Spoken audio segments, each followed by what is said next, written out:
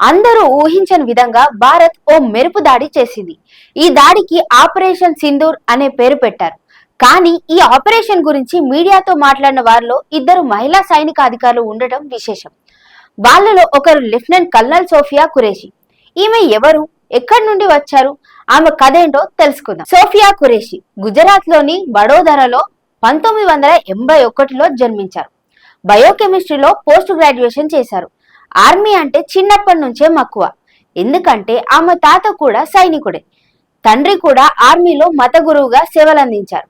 అంటే సైనిక వాతావరణం ఆమె రక్తంలోనే ఉంది. ఆమె భారత ఆర్మీలోకి ఎంట్రీ ఇచ్చింది 1999లో.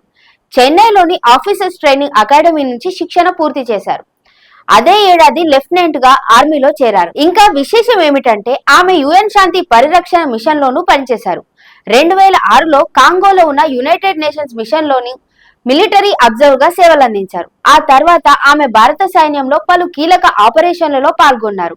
ఆపరేషన్ పరాక్రమ్ సమయంలో పంజాబ్ సరిహద్దుల్లో చేసిన సేవలకు ఆమె జిఓసి ఇన్సి ప్రశంసా పత్రం లభించింది.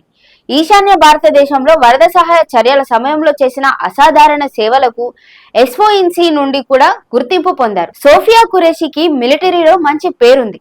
ఆమె భర్త కూడా ఆర్మీ ఆఫీసరే, మేజర్ తాజుద్దీన్ ఖురేషి. వారికి ఒక కుమారుడు సమీర్ ఖురేషి కూడా ఉన్నాడు. ఇప్పుడు ఆపరేషన్ సింధూర్ ప్రెస్ బ్రీఫింగ్ లో సోఫియా ఖురేషి మాట్లాడిన తీరు దేశవ్యాప్తంగా గర్వంగా భావిస్తున్నారు.